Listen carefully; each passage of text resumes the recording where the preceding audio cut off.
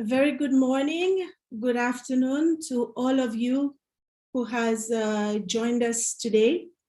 My name is Elsa Gankou. I'm the director of the Regional Department for Africa at the UNWTO. And it's my pleasure to welcome you today on this very last session, on the last day of the month, the tour of African gastronomy that took us through the month of May, whereby we looked at various aspects of how gastronomy is being featured in our culture, in our everyday life. And we had some very, very interesting discussions throughout this month with several chefs around the world, and also all the chefs that was featured in our book, A Tour of the African Gastronomy.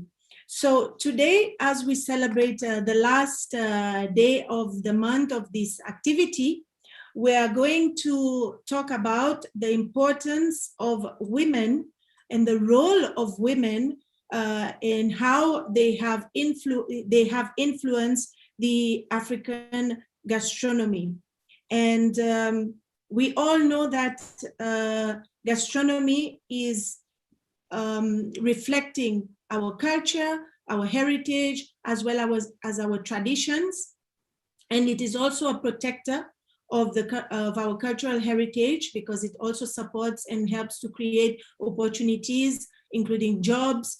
And most notably, we know, especially in the rural destinations as well.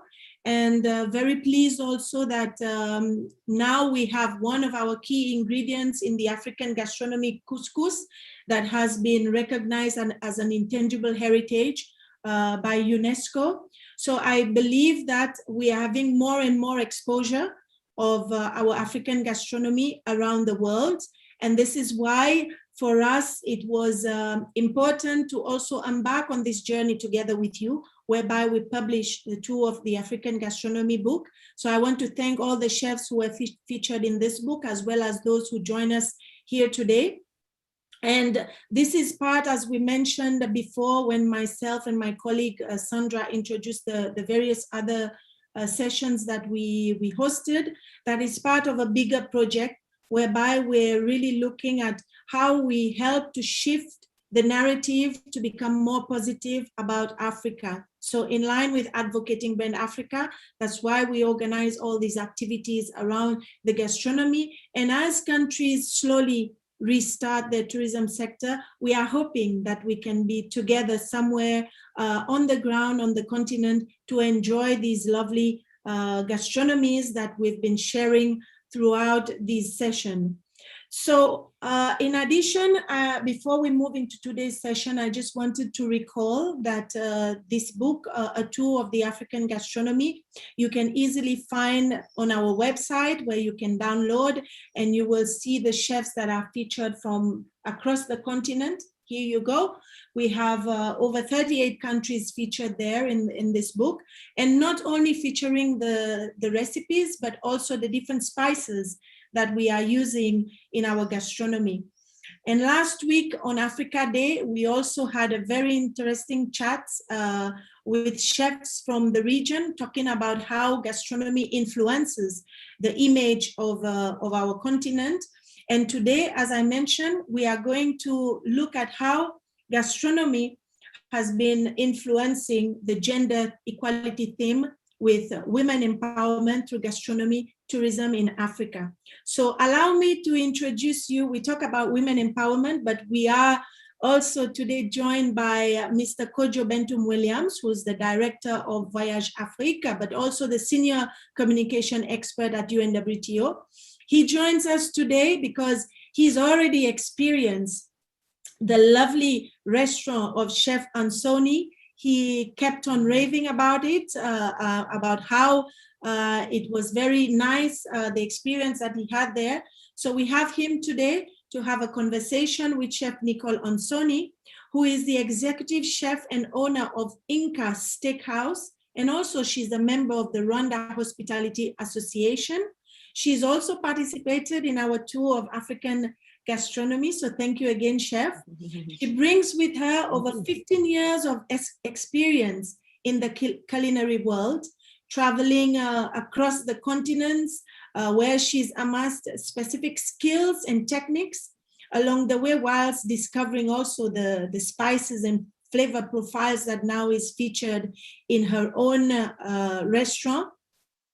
She's the chef and owner, as I mentioned, of Inca Steakhouse, which I'm told is probably the only steakhouse in Rwanda. And she's going to share with us today her love for food and how she's helping to grow the culinary ecosystem in Rwanda.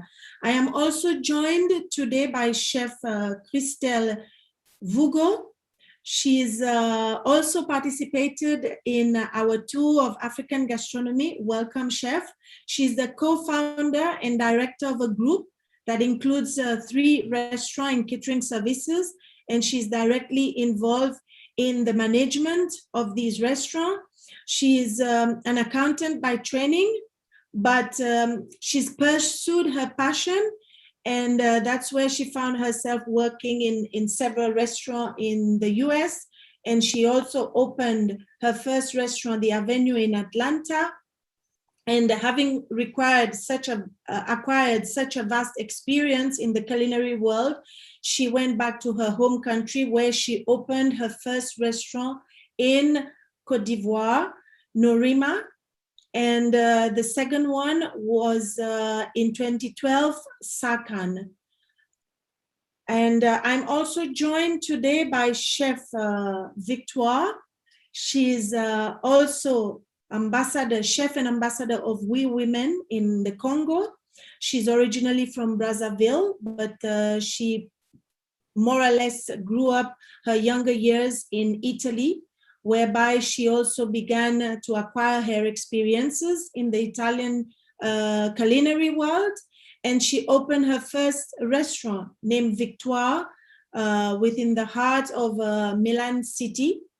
And she will also be sharing with us her passion about our gastronomy today. So without any further delay, I would invite Chef Christelle to share her experience with Kojo. So Kojo, over to you. Thank you. Hi, Elsa. Thank you once again, and it's a pleasure, and again, I'm privileged to be joined, in this conversation with this amazing woman. And as you rightly said, I had a wonderful experience in Kigali, where I had the privilege of engaging with Chef Ansoni, and amazing, not just a beautiful edifice in terms of the restaurant, but also a place that can compete with any other restaurant in the world in terms of the facility, the antique. And I think she's here to tell us more. Thank you, Kojo. You're too kind. You're too kind. Thank you. No, that's true. That's true. Again, You're too kind. You're too kind, my brother, but we appreciate it. Thank you so much. So how is Rwanda, Chef? Look, Rwanda is buzzing right now. The BAL is here, as you know. So, we are, it's a weird thing. So many of us in the industry have been vaccinated, and I think the government did a wonderful thing because, we were preparing for what we call CHOGM, so the Commonwealth to come. And in that, the government wanted to secure sort of a green zone, a safe path for all the delegates who are going to come. So starting from anybody working at the airport, airlines, hotels, hoteliers, staff, restaurateurs, our staff, everyone was vaccinated. And so they created that path. So we're very grateful for that. It has given us a sense of safety, in the sense that, we are also considered frontline. We are dealing with customers every day. It's a privilege that us in Rwanda, we get to operate. We have to remember that so many wonderful institutions, restaurants, chefs to whom I have looked up to my entire life have had their businesses closed. These are some places that will never see the light of day again, and it is a shame for us, as gastronomy and our work is also art. So it is, it's very sad. So if you're asking how is Rwanda, we are okay. We are able to work. We are able to work. We are grateful. The city is buzzing now with basketball, and some of us are happy to be able to get some very influential, affluent people visiting our spaces. So, you know, these are outside of the artistic part of our business. It's still a business. It's not a charity. So it's important to have exposure, and it's important to meet people. And this is why I'm also grateful that you and UNWTO and yourself with Voyage Afrique have given me exposure and time, and we greatly appreciate that. Super. Again, I tell Elsa, like she's saying it now here, that I'm the only one who have had the privilege of enjoying the chefs, the culinary of the hands of the chef there who were featured in Elsa, the book. you need to come. You need to come. Oh, Come to Kigali. We'll be so happy to have you. Please. Looking forward. Good.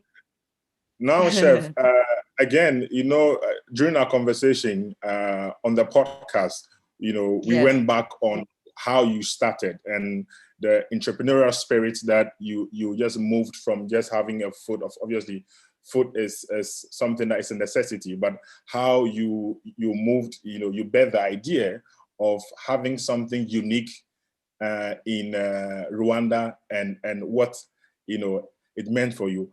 Today that we are celebrating, or this month that UNWTO dedicated to celebrating African gastronomy and culinary, what do you think can be done to, you know, go beyond talking about the food and showcasing, but, you know, putting in measures that would encourage a lot of the young women and even men who want to take gastronomy as a profession? We have a lot of work to do, you know, on the continent. You know, the thing is that you have to look at culture also, and culturally, it is expected for us as women to cook. I mean, it is expected that a woman should know how to cook so she can take care of her household. But there's no added value in terms of, you know, someone will say, "Oh yeah, my wife is a good cook, my sister is a good cook, my mom is a good cook," but it sort of is expected.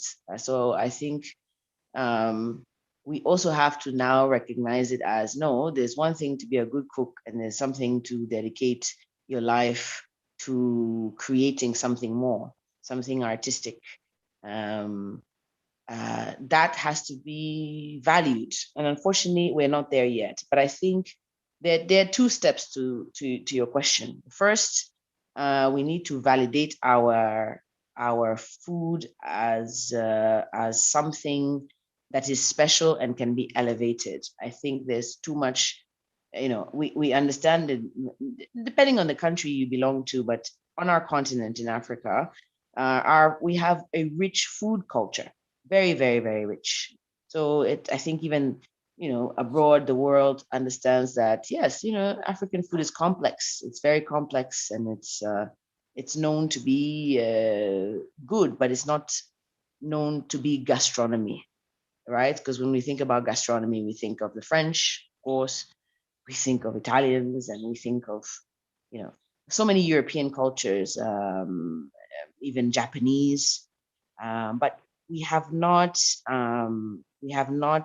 I think, allowed ourselves to appreciate the complexity and the talent that is on the continent in terms of chefs. So we need to encourage people to dream. We need to create more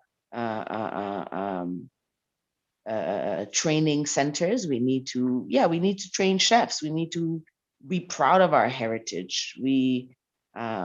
So it's the little things. It starts with us. It starts with me having a restaurant. It starts with Chef Christelle.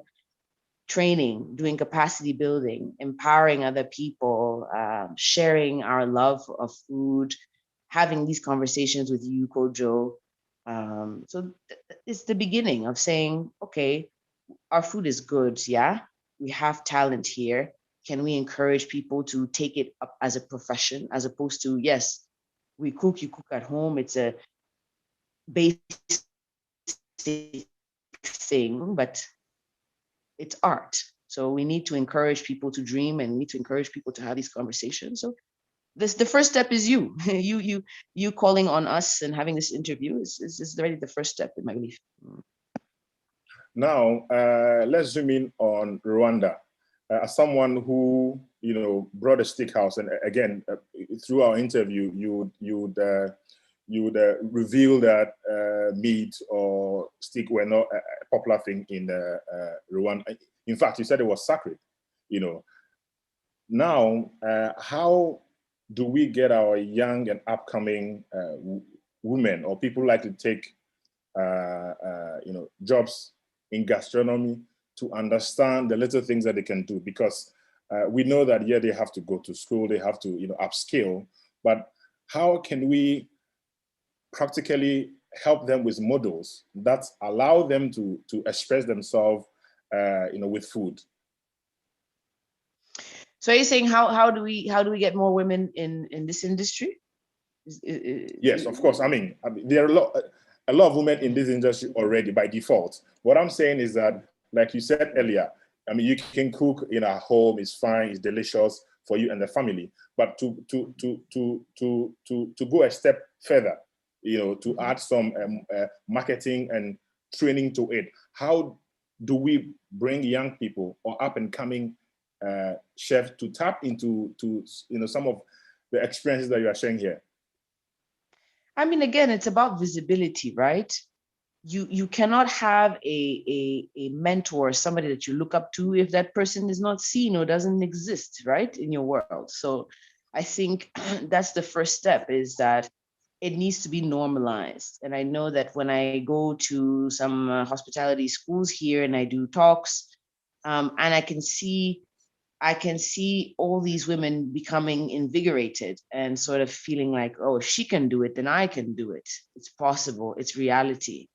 So that's where it begins. It's just saying, it's about having mentors. You know, you need to have examples in your life. And so I'm privileged with my other colleagues who are on this call with us, to sort of look, we were able to step into our truths and do the work, the hard work, and to follow our passion. And we have a responsibility to share our stories, any opportunity we have, with the youngs, with, you know, with the next generation, and with all these women, to say it is okay. If that is your passion, you can follow that path and you can do it. So it is about being mentored. It's about having exposure. That's the truth. Because unless you see yourself represented, you do not have an understanding of possibility.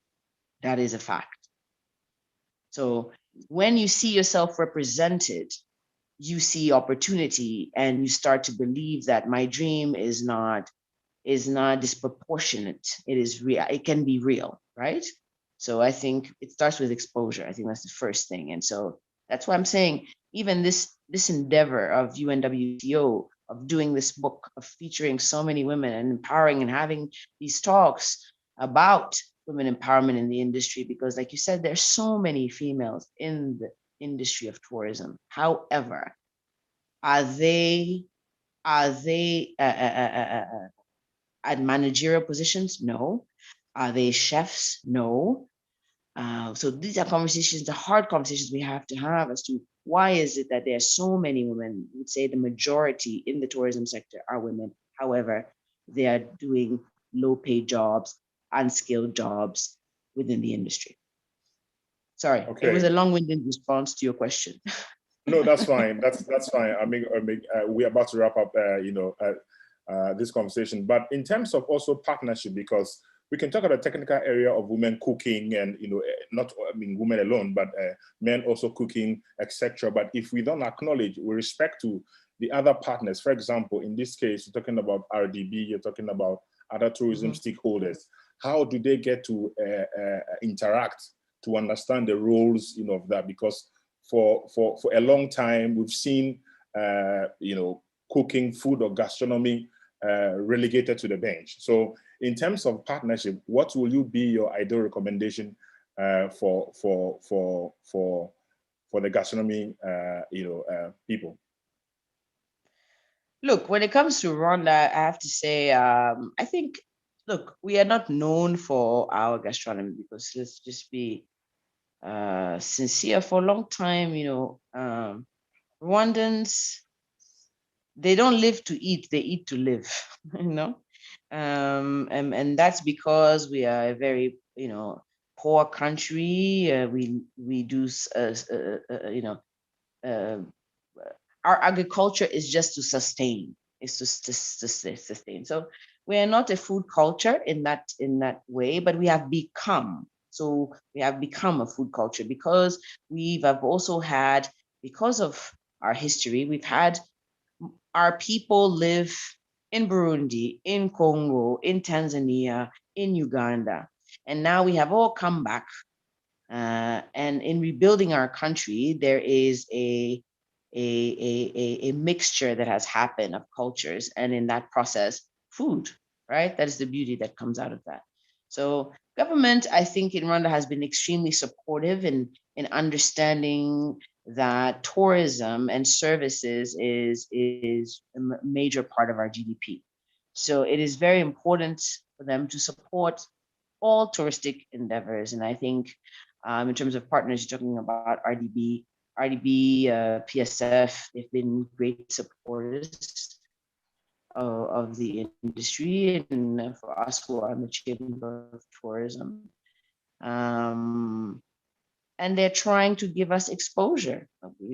Rwanda as a not only a luxury tourism destination, but also a food destination for the region.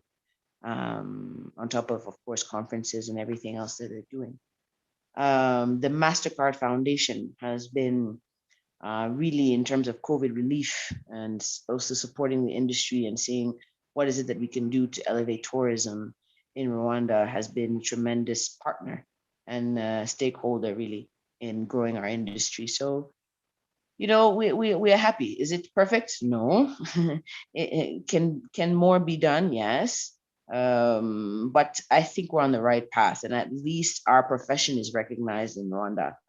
It is not looked down upon, so we are grateful.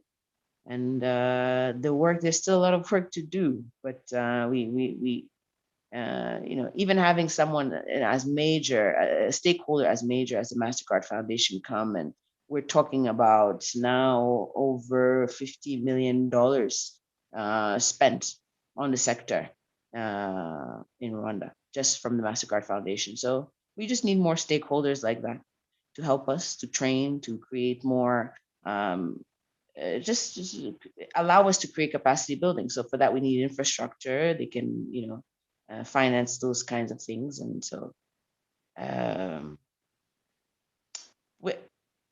there's a lot of work to do, but at least we're on the right path.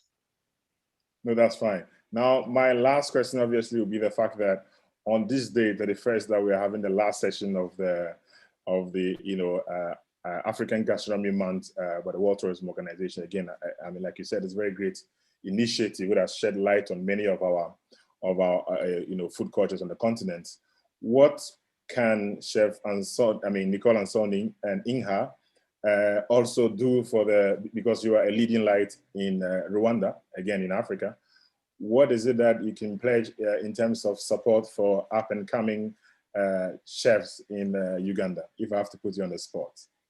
Rwanda, sorry. In Rwanda, you mean? Look, my pledge is I really believe in mentorship. I really believe in mentorship. I believe in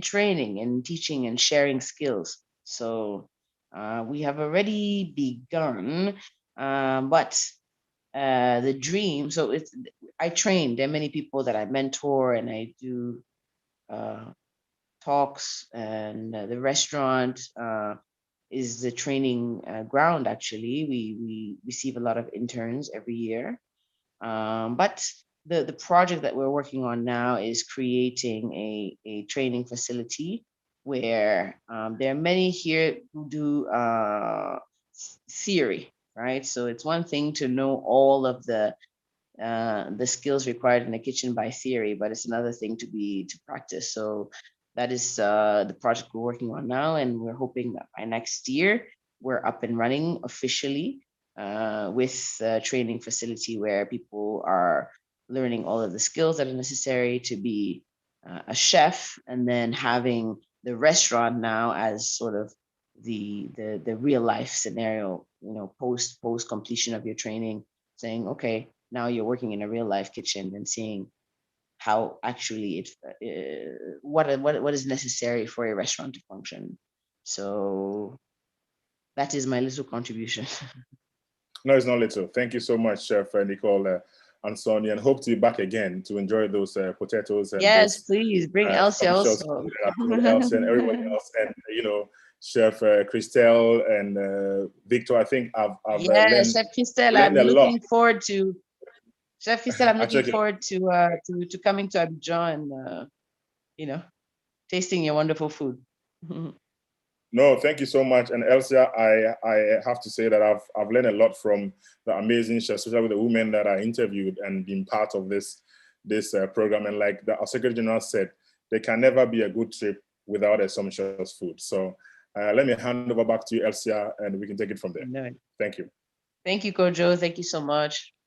Thank you, Chef Nicole. Thank you, Kojo. And I want to thank you also for having had all these different interviews, bringing the chefs' food forward, and also joining us on this culinary journey that we've embarked on.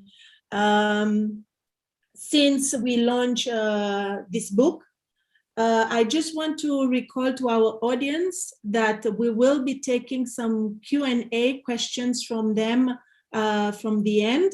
If you could just drop it in the Q&A section in the platform, and we will address it whilst we arrive towards the end. Now, just to move on with our conversation.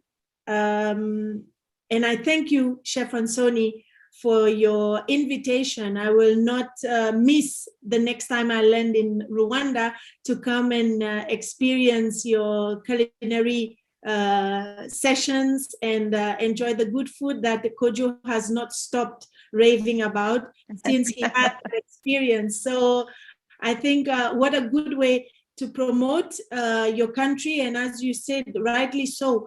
Maybe we don't focus too much on our own gastronomy, but whenever we leave our country, if there is one thing that we take with us is our food, we can't live without. And that's why then we are seeing more and more promotion of our own gastronomy being done through our own chefs, even be it outside or within the continent. So moving on to today's topic, when we talk about women empowerment in the gastronomy section, Chef Victoire, if we move on to you, you've been very bold to open your own restaurant in one major capital that we all know of. Can you tell us a little bit what has inspired you to take up this job and become a chef? Was it really the female figure behind? Because we know that most of us, we grew up in our household that it was probably the mother doing all the cooking, and even though we see a lot of chefs being male, we believe that most probably they've been influenced by their mom's cooking. So was that the case for you, or tell us a little bit about your journey? Thank you to invite me. It's the honor and the pleasure. I was inspired to become chef by food because I love eat well. I was born with a pot, not with a fork. The female figure didn't inspire me much because in Africa, cooking is not a job for women, is a domestic obligation.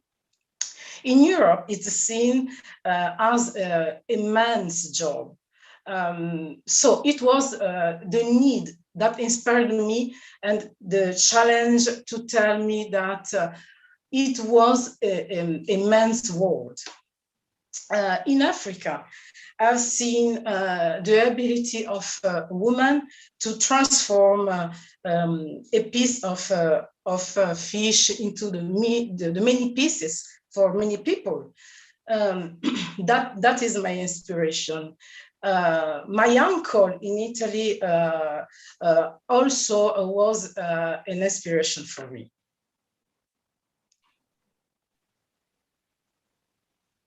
Thank you so much for sharing this with us. And yeah, the love of food, that's interesting as well. So if we move on to Chef Christelle, I understood that you are an accountant by profession. Can you tell us how did you end up becoming a chef? Hi everybody. Thank you for inviting me. Actually, yes, I'm an accountant, but accounting wasn't my thing. I did it because I had to have a diploma from my parents. They would have killed me if I didn't. But I love cooking and I've loved that. I don't remember when I didn't like it. So I wish I was an accountant. It would save me a lot of money paying these people to manage my business. That's helped me, yeah. It really really helps. So anyway, I love cooking. I was inspired. I think I was inspired by my passion. It wasn't a matter of like, I didn't choose it. I think it chose me. It sounds weird, but that's really what I do the best is cooking. So I just stayed in it. Like, for me, it was second nature. That's where I'm comfortable, where I'm happy. I think that's where I do well, or I have the ability to do well. So, and I love it. So, I just went for what I like. Interesting, because yeah, you say your calling was more towards food, but you underwent a specific training that you're now using within the work that you do. So, Chef Ansoni, you don't have that background. You'd love to have it, but tell us what inspired you to become a chef as well. I'm like Christelle. It was just, it's, when and I started cooking. I think I was almost 5 years old. I wanted to, and I of course you watch your mother cook, but my mom was a diplomat, so she was a very, she was a working woman. So of course we had workers at home, and I was obsessed. I would watch, and then when I started to read, being able to read, I remember asking my mother to buy me cookbooks, and it's kind of amazing. She's kept all of them, all 53 cookbooks from ages 6 to, I would say, 15. And so it's nice to now look back at the pages and see little hearts and flowers on the recipes that I wanted to learn and to understand. And when I was young, I would highlight words I didn't understand. So what is that? What is that word? What does it mean? What does it mean to blanch something? What is a julienne? All of these things that, of course, you cannot understand when you're 7 years old, but it's a passion. It's like Christelle said, it comes for you. This is one thing I was very good at. Coming from an African background, my parents said there's no way. I wanted to go to the Culinary Institute of New York. And one of the best schools in the world. And at the time, it was, I think, $45,000 per year. My parents said, who is going to pay $45,000 to be a cook? You're already cooking. We are very happy with your cooking. Why should we pay for this nonsense? Does that make any sense? No. Go to school or don't go to school. Be a failure with your life. So.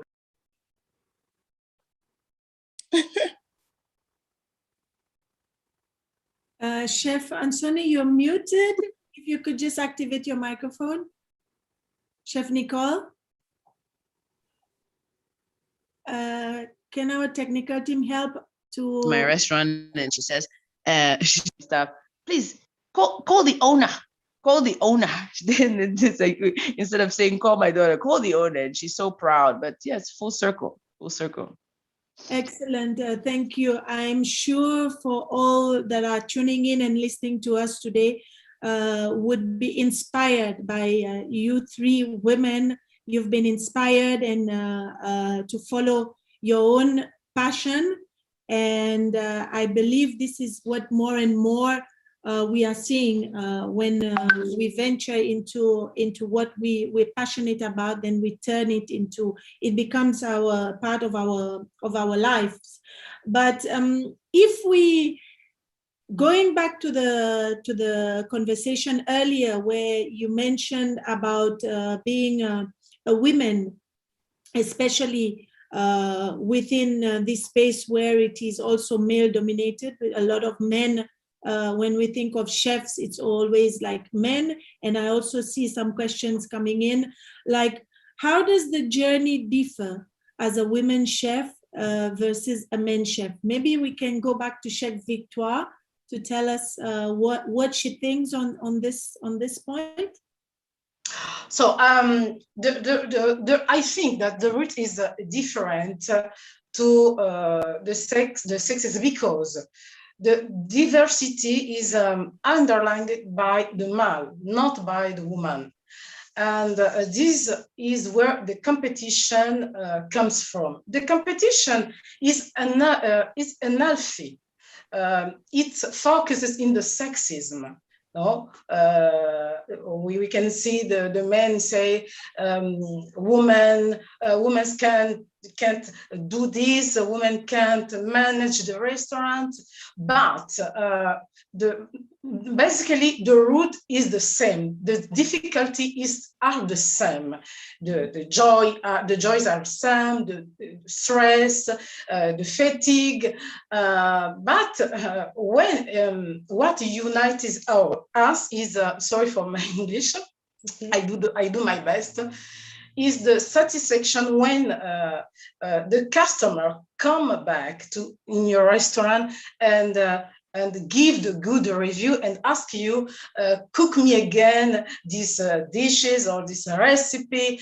It's amazing. It's amazing. It's a passion. Mm-hmm. Talent has not gender. I think the talent has not gender.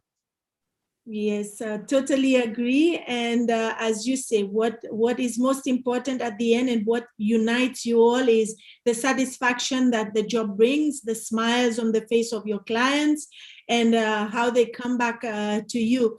So, Chef Vugu, could you tell us on your side how your journey has been within this male-dominated part of your journey? Does it differ? Do you share the same opinion as Chef Victoire? Yes, definitely. It took me years to realize why I didn't really see the difference between the male and the female in my profession. And I realized probably this year, that it's because I grew up in a household where my mom was a very, very strong woman. So that's just that.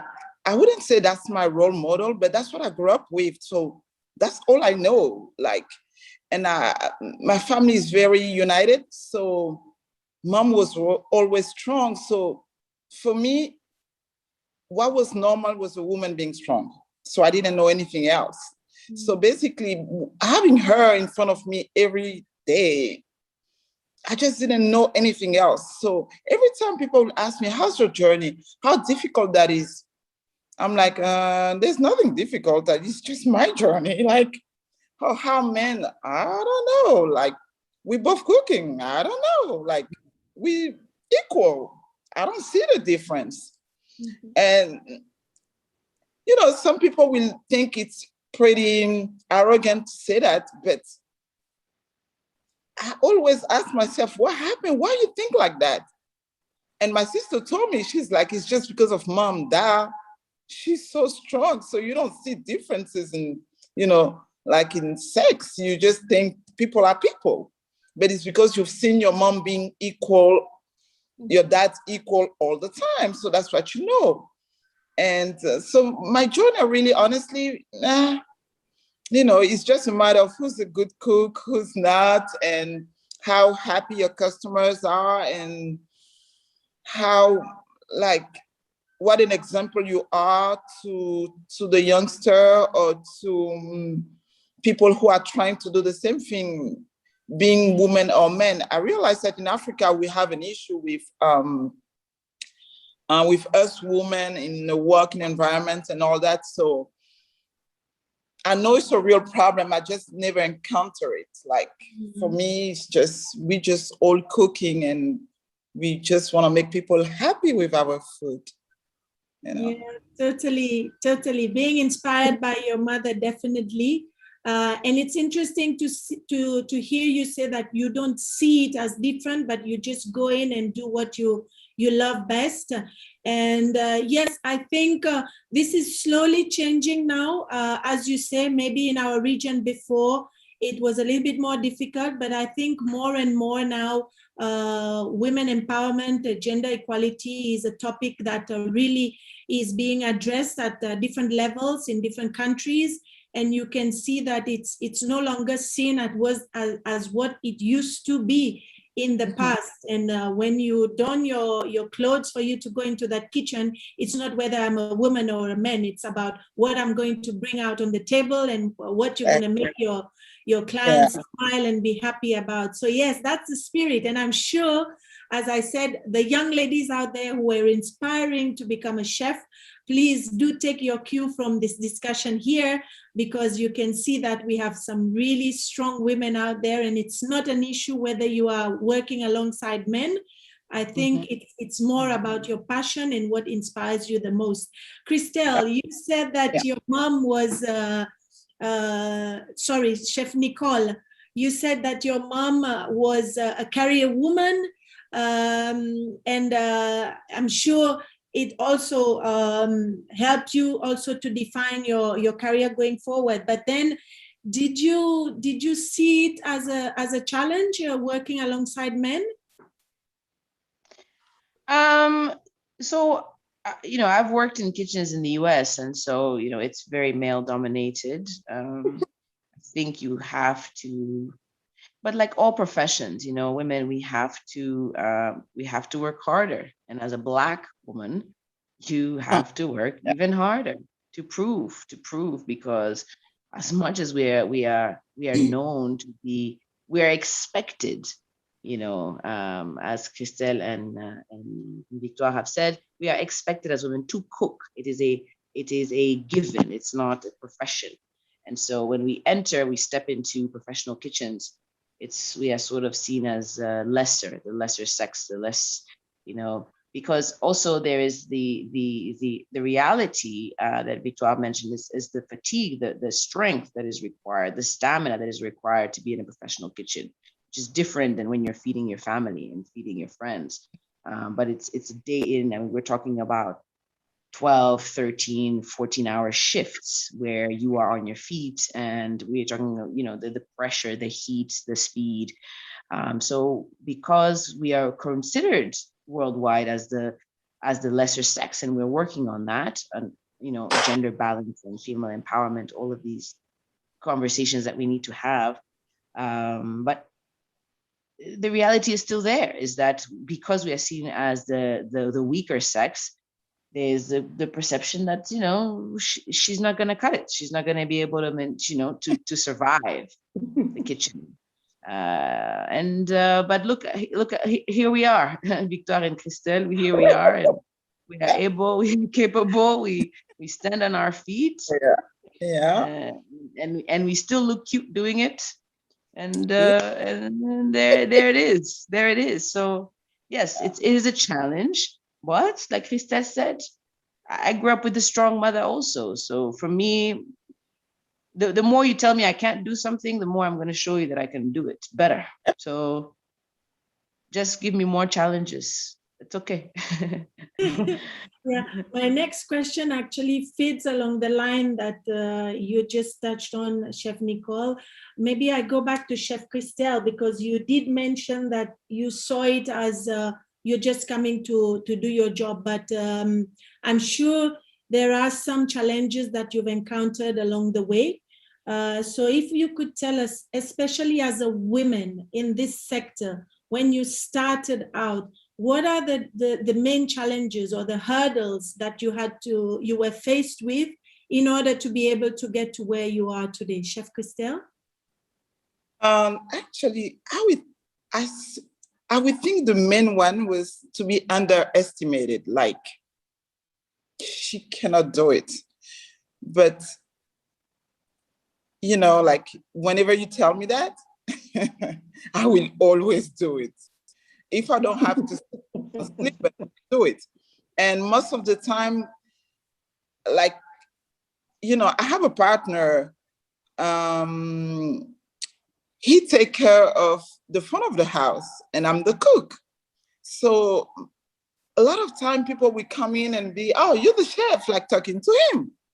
Like nobody can even think, it just doesn't cross their mind that could be the one in the heat in the back and doing, you know, like this kind of job.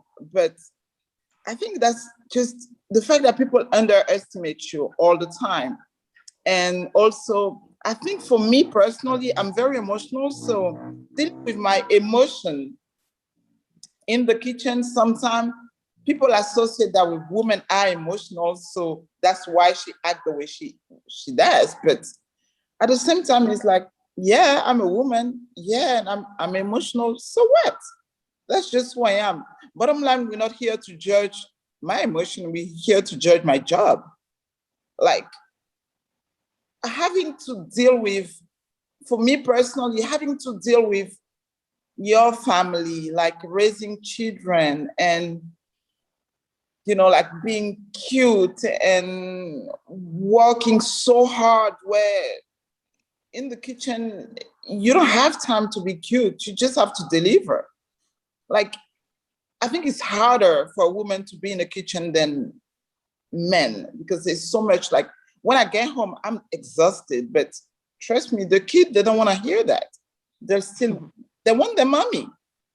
And I have to be able to be tired at work, come back home, be a mommy, deal with my emotion, go back to work, be a hardworking woman. So I think most of my challenge were there. Like I never really encountered the challenge of being among men and having to prove myself like that. It really doesn't even bother me. Like for me, I don't see the difference. So I'm like, we're all here to cook, let's cook. The rest doesn't matter, you know, so. Chef Christelle, you are a very determined woman. I can see that. And yeah, we can identify with a lot of the points that you say as well, but very determined. And as you mentioned, you know, it's the perception, like you underestimated. And this is the big thing that we try to deal with. It's the perception that people have also, and also not expecting that, yeah, it could be, even if you have both people, like you were saying, your partner is there, but they always zero in on the men rather than you are the one really that is doing all these heavy work at the back. So Chef Victoire, can you give us your take on this point? What are the challenges that you see women encountering in this sector? I'm a mother. I have 2 children. I can feel every emotion that men can feel. I think that men, they are afraid to women. There is one small challenge that differentiates us. It's motherhood. When you go on maternity leave, you risk to lose everything. No. On the other end, hardly ever stays at home and looks after his children. Men can't do it. The competition is the same. No, the winner in this in the gastronomy is the one with the most creativity, fantasy, imagination. Woman, I think women who become chefs have children and go back to the kitchen straight away. There are few men who would to do the same thing. It's very difficult for the men to do the same thing that women can do in this world. Men are afraid to women can manage the world, I think. Yes. Yeah, well, really, as I mentioned, we see some determined women that you don't see it as a challenge to be working alongside the men, but it's really what you go and do out there that matters. Christelle, did you want to, sorry, Chef Nicole, did you want to add something to this? Because you told us already about the challenges. Is there anything else? Look, I think, both Christelle and Victoire are really, they're raising incredible points, which is that as a woman, there's so many things that are expected of us. So if you, in whatever career you choose, but of course, I've said, to be a chef is extremely strenuous on your body. And on your mind. It's long hours. And so when you are a wife, when you are a mother, and you're expected to show up for your relationship, you're expected to be there for your children, and like my colleagues have said, the children don't care. They don't want to hear your sad story of how tired you are. They just want your love and attention and affection. And so the difficulty of being in this sector, the difficulty of being a female chef, or even owner of any business that requires very long hours, is that your social life, you sacrifice your social life, your friendships, you have no time. You just have no time. And so it makes it very difficult. And like Victoire said, men don't have to make that choice. It's sort of said, if a man is working long hours, then it's okay.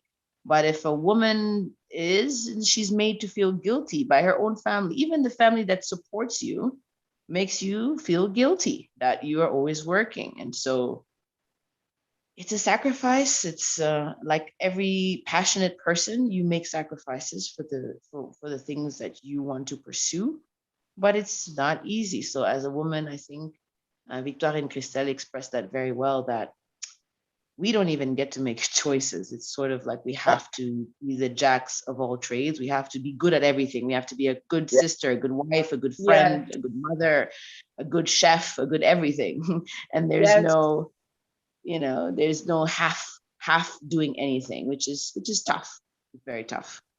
I guess, as you say, it's tougher because the expectation is different from coming from the women. So again, as you all rightly mentioned, but I think the most important thing is that you don't look at it as hurdles, but you rather see the positive side of it and you push forward because it's, again, your passion. But you've all gone through your journeys to be where you are today, very successful in your career, in what you are doing.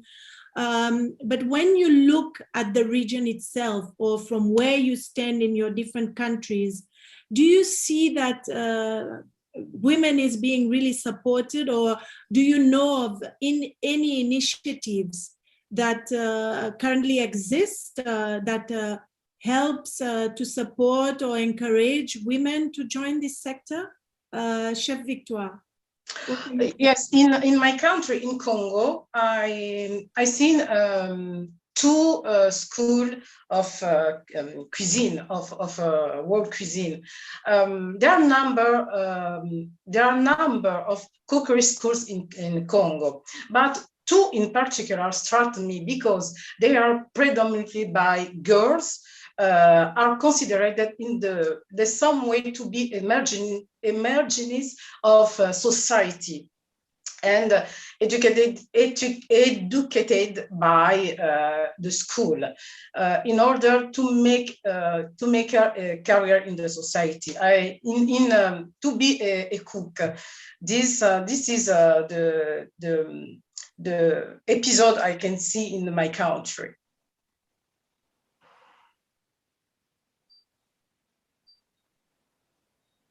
Sorry, I can't hear you. Okay. Thank you, Chef Victoire. What about you, Chef Christelle? What are you seeing?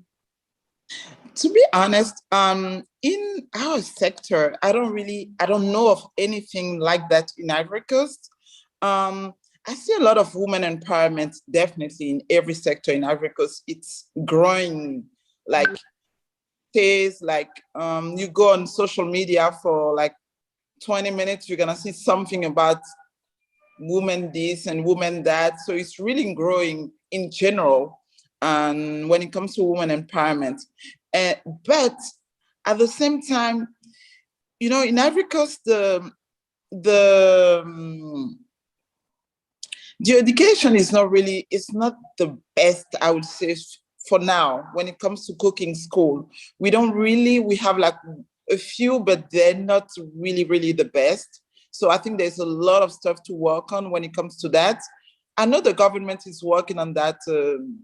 Minister of Tourism is working on something like that, but I haven't heard exactly. But I don't see anything really going on for women in that sector, you know. Yeah, I understand your point. Even in the past sessions, we talked about there was the point that was raised. What are the chef associations doing? But as you say, not necessarily to zero down to the role of women. So there we go. We have 3 women today with us. So I think maybe we could get the women chefs of the continent to get together and create these kind of initiatives. But education training is very central in the discussions we've had along this series. And Chef Nicole, you mentioned earlier that in your restaurant, it's more or less like a training ground as well. So in addition to that, what you are doing on a personal level, but when you look at the continent or in Rwanda itself, do you feel that there are initiatives going on that supports women in that sector? Not enough. I think we support the sector as a whole. I think it's non-gender targeted in the sense that it's just, you know, the government is just trying to position itself in terms of luxury tourism and trying to attract people to come to Rwanda, but it's not gender focused. So in the process, we're still dealing with the same issues that, you know, I've mentioned earlier in my conversation with Kojo, is that there are many women in this sector, but not that are unskilled and doing unskilled jobs. So yes, so you know, it is the burden of those that are privileged, such as myself, to mentor and to go the extra mile. And so with the Chamber of Tourism, we are really aware of that. There are many women on our board, and so it's our task to try to not only further the industry for our country, but we also have to sort of encourage women to be a part of our sector, but encourage them also to take leadership roles and to train for that and afford them opportunities to build skills. That is our responsibility. But yes, not enough. Definitely not enough. I think we're sector forward, but we're not really having initiatives that support women or encourage women to learn skills from our sector. But what do you think? You said, yeah, it could be done more, but what can really be done? Because is it maybe that waiting for the structure, like the government to take the lead or the private sector? What do you think? If you say, yeah, we could do more, but somebody needs to take the lead, right? Yeah, definitely. Yeah, definitely. And okay, so can you tell us a little bit what you think? How do you see it? Because we all talk about it, and I think it's been raised in a lot of discussions, but we have to have a starting point, yeah? Yeah. I think there needs to be campaigns. You know, the problem is that it's a societal issue. So until our profession is seen as a profession and not, oh, you cook. Oh, that's cute. You cook. Good. And until it is seen as a legitimate profession, a career, for women, because for men it is seen as a career, but for women it's seen as a joke. So it's a societal issue, and I think government needs to campaign. It's about campaigns.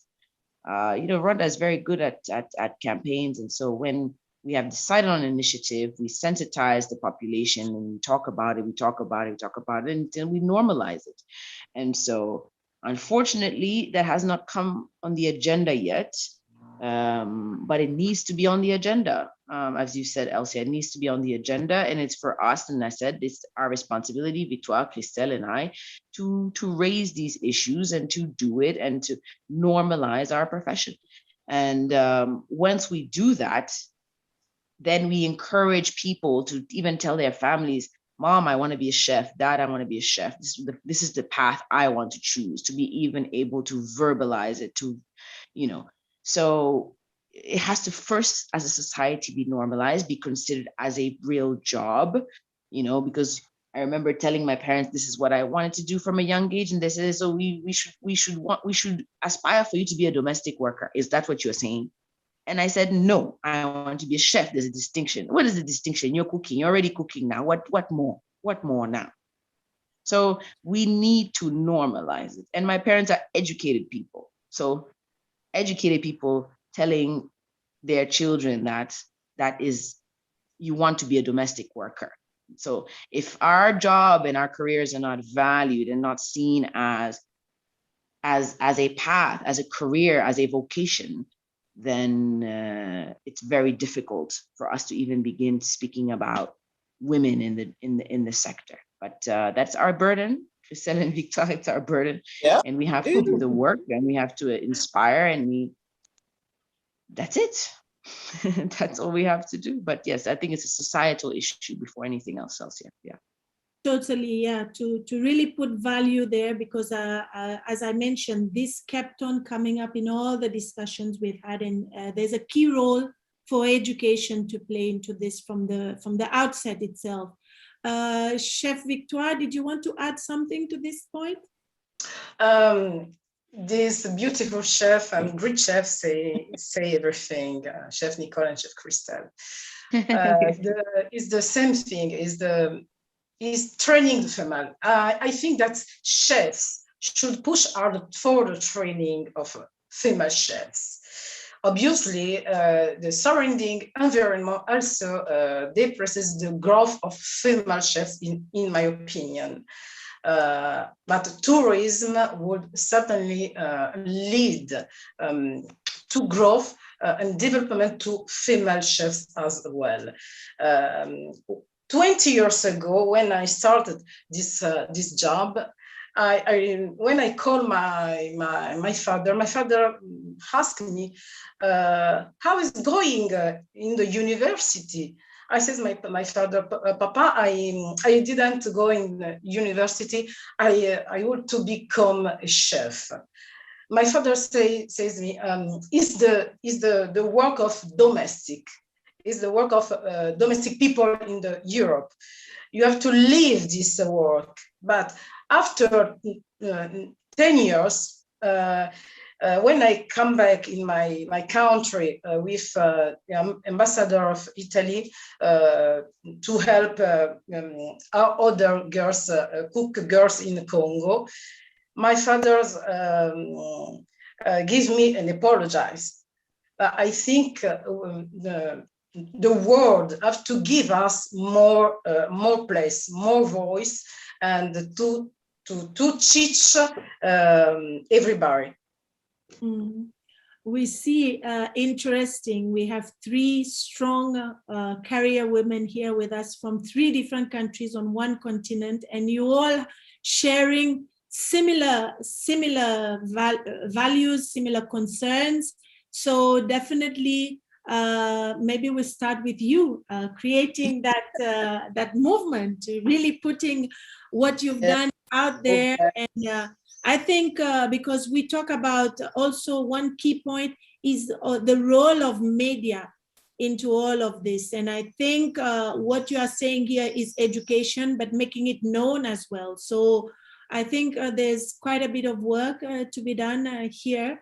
I'm seeing some questions coming in from the audience. So let's see if we can look at some. One question is saying, why are most of chefs men when women dominate cooking in the household? I think we've sort of addressed this question, but do you want to add anything on this? Any one of you want to add anything on this? No, not really.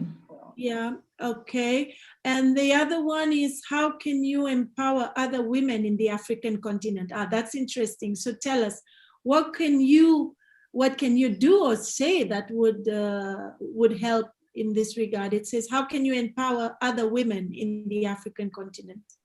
Maybe we start with you, Chef Christelle. Okay. I think for me, I was listening to everything that was said today, and it's something that I really thought about, but never really crossed my mind to start it. But I think a real mentorship program will really help. Like, we have the possibilities. I think we're in a position where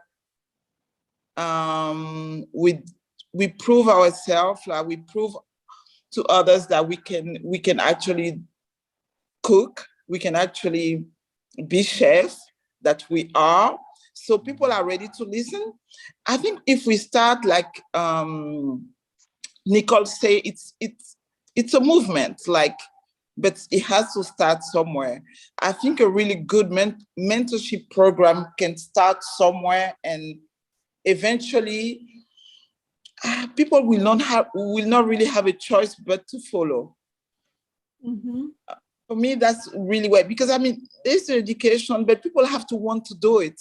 And mentorship, you can really talk to people personally, talk to girls personally. And yes, it's time consuming, but hey, somebody got to do it, you know. Mm-hmm. Chef Victoire, thank you, Christelle. Chef Victoire? Mm-hmm. I agree with Chef Christelle. I can't add anything. Okay. Don't think, sorry. What about you, He says everything. My sisters have said everything, and I think we've fully discussed that really about what our role and our responsibilities are. So I think my sisters have said everything. I have nothing to add.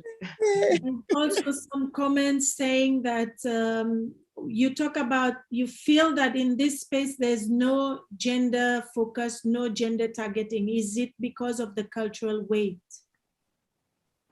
Definitely. But that's for all sectors. You know, we still we're still fighting this. To have gender balance. We're still fighting to have gender balance, but in our industry, even more so. Like I've said, first of all, there's no value given to our profession, whether you're male or female in our countries in Africa. So, as Christelle said, sometimes it's not even about gender. Sometimes it's just there's, you're considered a domestic worker, Even up till now, I'm the owner of my restaurant, and when I walk around, they say, "But why are you in the kitchen? What nonsense? Are you really the owner?" I say, "Yes." But why? Why? So we are still fighting these battles, of validating our career choice. So, Yeah. But I mean, but yeah, this is this is it. But Christelle has already said it. We just have to do the work, and The more you see yourself represented, the more people are like, oh, it's normal, it's normal, it's possible, you know? Yeah. Mhm.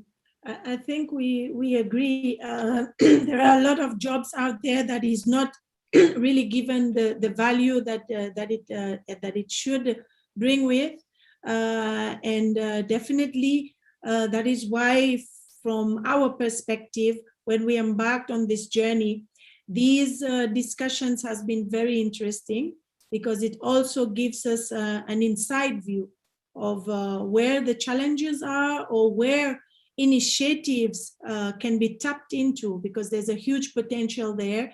And it's a work that obviously needs to be done in a broader sense, not just as individuals, but to connect, because we can see how you all share similar perspectives, either be it through the culinary associations, through the framework that exists. But I think, yeah, it's coming out strongly in all the discussions, and I always keep here these 3 points when we talk about, now you say mentoring, training, education. It's key in all of that, as well as having proper culinary schools, probably, so that then when somebody is aspiring to be a chef, they know exactly where to go, and not having as a second choice or just learning on the job. Before we leave, I would maybe ask Kojo, since you've heard these women talk about all the challenges, or how determined they are, and how they are doing their best to bring out the flavors of our continent, but still there's a lack when it comes to the awareness or getting the visibility. What else do you think, as a media person, can be done, especially in the region, since you've been in all of the discussions that we've had? Can you give us your take on this? And then we'll wrap up with all the chefs giving us a last word. Also, thank you again. I think that this panel certainly put it in terms of uplifting, or if you like, throwing more light on the profession as gastronomy, either male or female. That we understand that this is really a backbone if you want to talk about tourism, and that's why I ended up saying that the SG had mentioned that you can never have a good trip without a good meal, and we take it for granted, or for a giving, that if we see people cooking, or cooking for us, perhaps they think it's their job. But again, also understanding that the media and how we can make it, or how we can illuminate this initiative, is to be able to get a lot of information, also have access, because accessibility is very key. And that's why that when you have this report, and when you have this tour of African Gastronomy journal, it's giving us a lot of perks with respect to what we can, piggyback on, or in fact, generate a whole discussion. And I like the one that suggested like a movement, or having a mentorship. It is all parts of a way that we can bring, or we can actually let people be aware of gastronomy or culinary. And I think Chef Nico had mentioned that sometimes we just look at just the food part of things. It's a food culture. So it has to, touch all the other aspects. You have the food, you have the drinks, and then we have to let people understand that, yeah, you have your hotel, you have a good edifice, but the experience of a traveler or visitor at this property is very key. That's why they need to be talking to even their leadership, or their groupings. You don't often hear that maybe the tourism boards or the hotel association are engaging frontline chefs, or looking at how they can be able to add more experience to it. Like, again, we're going back to the point that it's for a giving, but it cannot be for a giving like that. We need to make conscious efforts. And for us as media, we need to be able to understand, especially from the region, that we need more showcasing of our diverse culinary. I mean, we've had over 38 chefs being featured. But if you go to Rwanda, if you go to Cote d'Ivoire, in my country, Ghana, if you go to Seychelles, you have different stuff that we need to get people who can speak to that. And in that action, that I mean, probably may have a report or have a movement from this. I think it can be baby step, but again, I mean, UNWTO has been a torchbearer with respect to making food, and then I mean, in your last interview, you mentioned also music, that we need to be able to understand that these are key ingredients, you know, in tourism. Tourism is the overall thing, but the things that makes it stand out, you know, are these. So we should be able to move towards a way that we can have chefs from Cote d'Ivoire, in Rwanda, in Ghana, Nigeria, interacting also as well, to understand how, from the regional space, we can have those, you know, adaptation, those influences that I'll go to Rwanda and I can have a bar or something, go somewhere, have different type of food, so that Africans themselves will be able to appreciate what we have. And then by, you know, so doing, we can be able to export what we do, you know, to the world. So that's what I can say. And I think that this session and the whole 4 sessions that we've had have really, you know, put the spotlight on how we can put African gastronomy, again, not just the food part of things, but the overall things that we can make it work, and it's a big industry. Imagine people who spend, and then because we've not also invested in research to understand how many people, I mean, how much people spend, and that we'll be able to use it as a case study, and also invite investors and the government to put some investments in this area. Thank you so much, Kojo. And obviously, this is far greater than just having the discussions we are having today. But as I mentioned at the beginning, this is part of a bigger project that we are looking at how we shift the narrative to be more positive about the African continent, because beyond just what we see in the mainstream media, sometimes that are just the negative stories, there are a lot of positive happening on the continent. And there's a lot of work that has to be done, a lot of synergies, collaboration between different stakeholders in being able to bring this forward. Before I ask the ladies to give us their last remark, my colleagues have signaled me that there is one question that talks about, especially if we feel that the women in this sector as a chef, do you feel that you really get your fair share in terms of remuneration when you talk about the salary package? Can you just briefly, each one of you, touch on this, and then we can wrap it up. Okay. Chef Victoire? So it's a complicated question, and in the sense that in the world, women, it's a fact, are paid less. That's across all career choices, all jobs. In the kitchen, even more so. Now, my experience is completely different because I am a chef owner.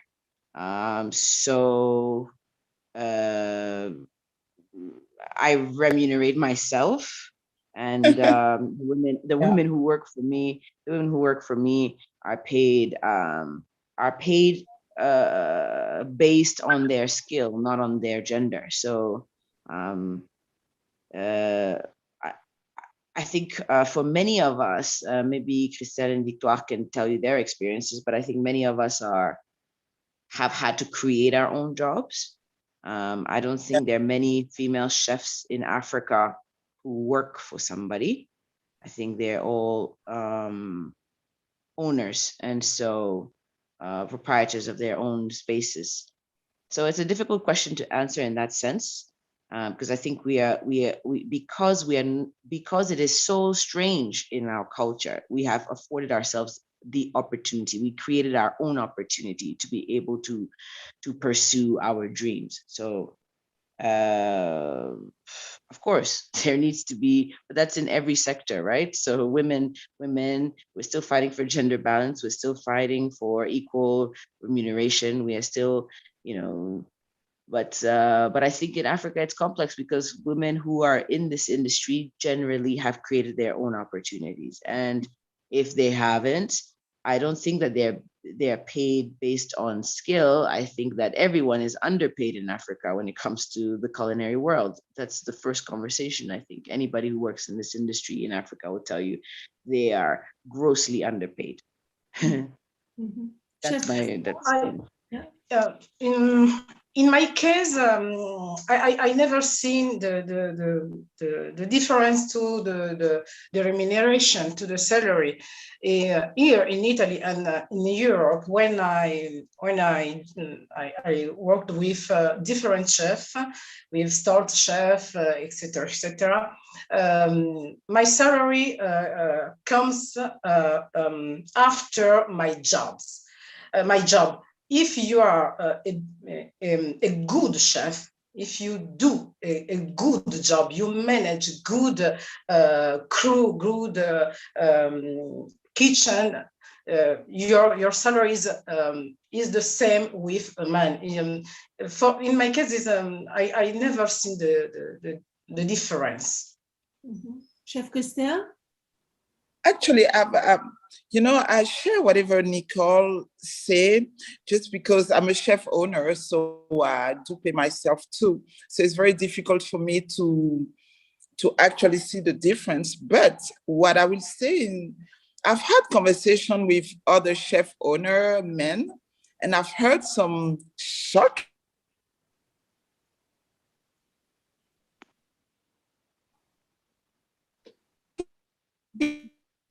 thing. I read this.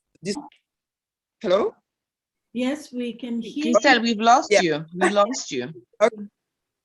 So anyway, I rather take this guy because, I mean, she's gonna eventually have maternity leave and this is gonna cost me so much money. I'll just take the guy. I've heard stuff like that, So I know that women actually, in that sense, underpay when it comes to certain things. They will not give you a raise easily because anyway, she's gonna have a maternity leave or like especially here in Africa, oh my gosh, she got 2 kids, so they're gonna get sick and she's gonna go home. And so I know that we are definitely underpaid. Not me personally, because I pay myself, but I know actually being a woman is not, it's an inconvenience when it comes to your pay, Mm-hmm. Mm-hmm.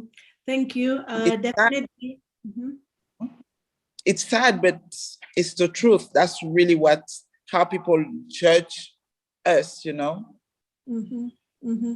Thank you. I think amidst all these challenges, this is one area, like you say, and as Nicole said, it's across the board for any other sectors as well. But I'd like us to finish on a more positive note. Yeah. So maybe I will ask Victoire if you can tell us any inspirational words you want to leave with anybody who's tuning in, especially our young women, young girls from the continent who's aspiring to be like you, to be an owner of their own restaurant and to be a top chef. So if you could tell us an inspiring message. I can say to the other women in the world and in Africa, when you listen, when you feel the voice into your mind, into your heart, says you go to cook. You can be a good cook. You can go to learn to be a cook. Don't be afraid. Don't be afraid to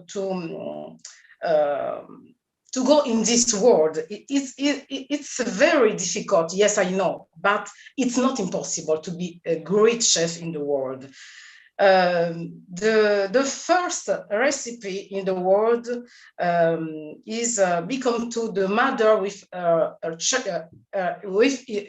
child when the baby born. So I can say kitchen is female, is not for men. Thank you. Chef Christelle? Yes.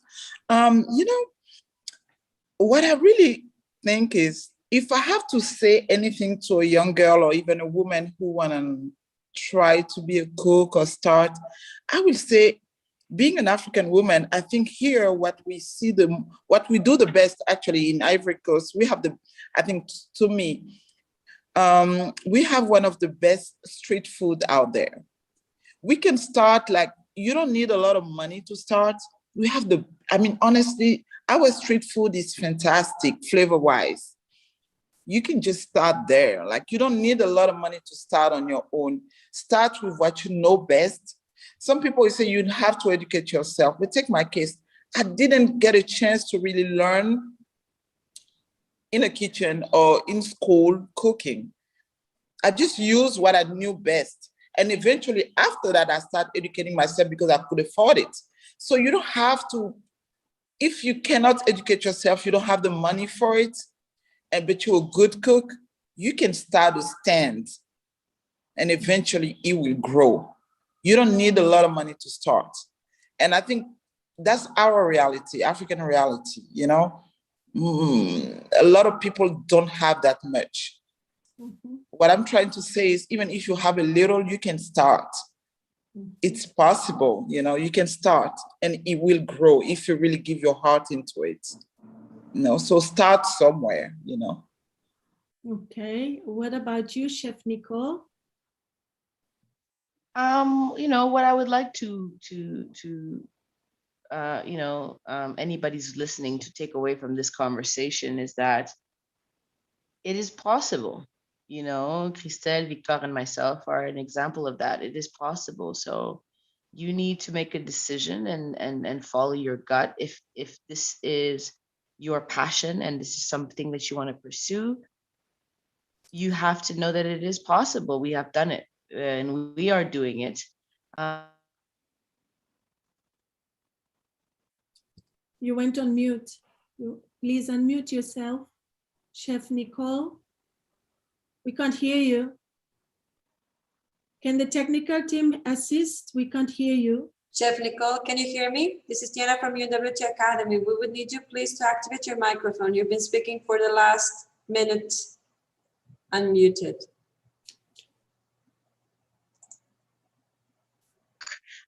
Because it's not going to be an easy. You will have to take the last part because you were on mute and we were trying to get your attention. We didn't hear you. Hello? We didn't hear I'm so you. sorry. You were on mute. So if you can just wrap it up, tell us again what you So just saying that you know, it is possible. Victoire, Christelle, and myself are an example of just showcasing that it is possible. And so if you have a passion, dedicate, you know, your time and your energy towards that passion. So you have to put in the work. You know, nothing is going to be handed to you. This is in our profession. It requires a lot of sacrifice, personal sacrifice. So you have to be prepared mentally for that. And you have to put in the physical work. You just have to, you know, but so give yourself opportunities, meaning ask for internships, go and find out what does it take to run a kitchen? What does it take to run a restaurant if that's what you want to pursue? But you have to put in the work. So nothing is going to be handed to you. But it is possible. And I think that is what is to be taken from this conversation, to say, look at these 3 women that are doing it and that are passionate. And so if you want to pursue this career path, it is valid. It is a valid profession. It is an art form. It is a something that you can build a life from. So yes, you can do it. We support you. Put in the work. Can I add something, please? Sure. I want to add about Chef Christelle when she says the girls can try to be a cook at home. When you didn't have much money, you can try at your home. We have fantastic food. It's true. It's okay. I think it's okay to grow the tourism.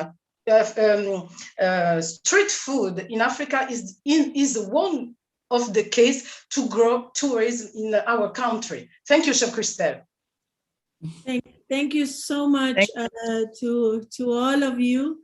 Definitely, as we say, when a tourist will travel, one thing that definitely he will experience would be the gastronomy. And we see more and more the vendors coming out showcasing the traditional foods. So yes, out of your conversation today, we can see determination, follow your passion, hard work, but also we have to prepare ourselves for some personal commitments, some personal sacrifice, if we want to get to where you wonderful ladies are where you are today, and to know that it's possible, always to look for help and guidance. So on this, I want to personally thank you all, Chef Victoire, Chef Christelle, for your time today, for sharing with us your perspective. Of course, the conversation, we didn't go too much in the details because we will need more time. But I think for us during this whole month of May, what we have learned has been very insightful because we touched on different topics, and we've learned a lot as well. And I'm sure similarly from the audience. And as I mentioned, the key takeaways, we will look at it and we will see how best we can shape our work moving forward, because this is not a work that can be done in isolation and not alone. Definitely, UNWTO, we are there to facilitate and support as best as we can. But we need people like you to be coming forward, to be out there, so that definitely we can continue to promote our gastronomy and make it more known, make it more enjoyed out by the tourist who visits the continent, and why not also outside of the continent, because this is where you have started as well. And this is what would be like a precursor. Before I go to Congo, Cote d'Ivoire, or Rwanda, maybe I go in a restaurant from my destination if there is, and then I get to enjoy the full experience when you're in the country. So it's been very educative for us.